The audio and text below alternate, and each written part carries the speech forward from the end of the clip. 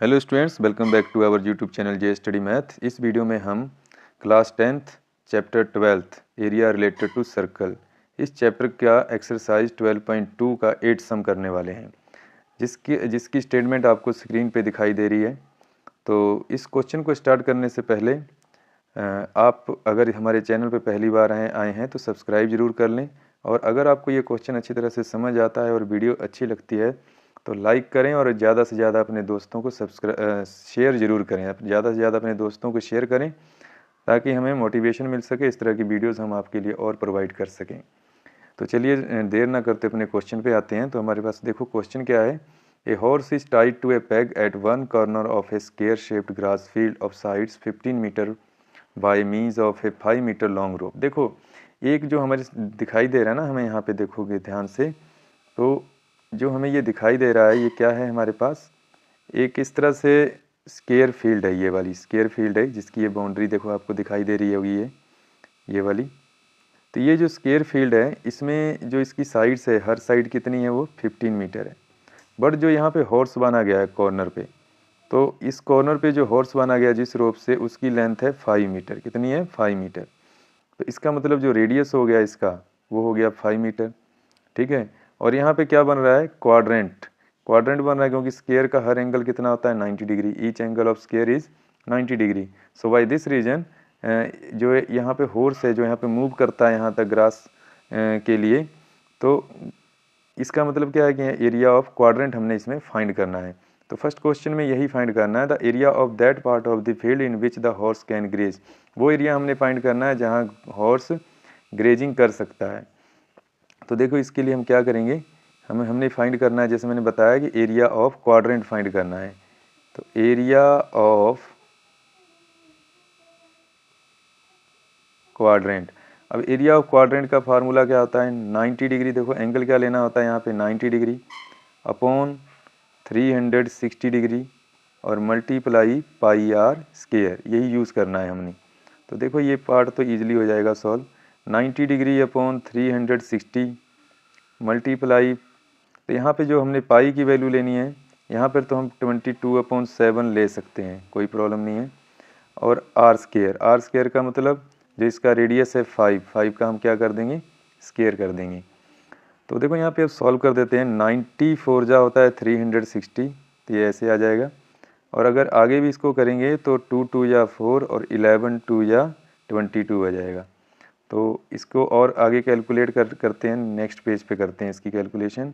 तो देखो ऊपर क्या बच गया? 11 मल्टीप्लाई 5 का स्क्वायर। तो क्या बच गया यहाँ पे? 11 मल्टीप्लाई 5 का स्क्वायर अपॉन में क्या बच गया यहाँ पे? 2 मल्टीप्लाई 7। क्या बचा है? 2 मल्टीप्लाई 7। तो देखो इसको अब हमने सॉल्व करना है, तो कैसे करेंगे सॉल्व? देखो 11 मल्टीप्लाई 5 का स्क्वायर करेंगे तो 25 आएगा, और नीचे आ गया 2 7 जा 14। अब यहाँ पे हम देखो 11 और 25 को अगर मल्टीप्लाई करते हैं तो आपको पता है कि 25 को अगर 10 से मल्टीप्लाई करते हैं तो 250 बनता है। अगर 11 से कर देंगे तो 25 और इंक्रीज हो जाएगा, तो ये बनेगा 275/14। 200, एक मिनट, ये लाइन लग गई एक्स्ट्रा यहाँ पे, इसको रब कर देते हैं पहले। देखो यहाँ पे अब ध्यान रखना है, हमने 275 को हमने 14 से डिवाइड करना है। किससे? 14 से। तो चलो इसको हम डिवाइड कर लेते हैं, उसके बाद इसका आंसर हम यहाँ पे लिखते हैं। तो देखो अगर जब हम इसको डिवाइड करेंगे तो हमारे पास क्या आ जाएगा यहाँ पे? अगर हम इसको डिवाइड करते हैं तो हमें मिलेगा 19.64 मीटर स्क्वायर। अप्रोक्सीमेटली हमें यही आंसर मिलेगा। दोबारा से लिख देता हूँ, 19.64 मीटर स्क्वायर। ये फर्स्ट पार्ट का हो गया आंसर। अब सेकंड पार्ट में देखो उसने क्या कहा है। अब दोबारा से क्वेश्चन पे चलते हैं। तो देखो फर्स्ट पार्ट में क्या है कि find the increase in the grazing area if the rope were 10 meter long instead of 5 metre.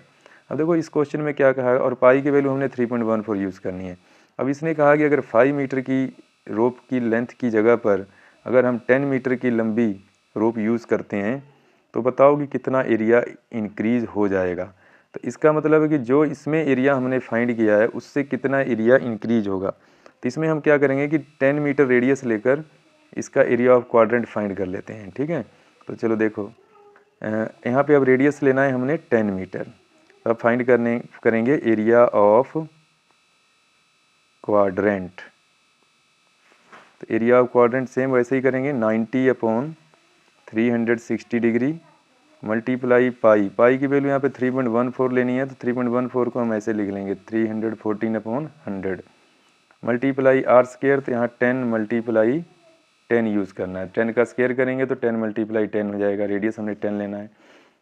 तो देखो यहाँ 0 से 0 कैंसिल, यहाँ 0 से 0 कैंसिल, ये हो जाएगा 4 पे कैंसिल, 94 जा 360, इसको भी कैंसिल करेंगे तो ये हो जाएगा देखो 15 और ये 7, 157/2, और यहाँ इसको लिख देंगे 157/2। तो अगर हम इसको डिवाइड करते हैं तो डिवाइड करने के बाद कितना आएगा, देखो 2 से करेंगे तो 2 7 जा 14, फिर 17 आ गया, 2 7 जा अगेन 14, 2 8 जा आएगा यहाँ पे, सॉरी यहाँ पे करेंगे 2 8 जा, देखो ध्यान देना, एक बच गया तो 17, 2 8 जा 16, फिर बच गया 1 2 5 जा, तो इतने मीटर स्क्वायर एरिया आ गया। इतने में अब वो ग्रेजिंग कर सकता है, बट एरिया इंक्रीज कितना हुआ, तो यहाँ पे अब डिफरेंस फाइंड करना है।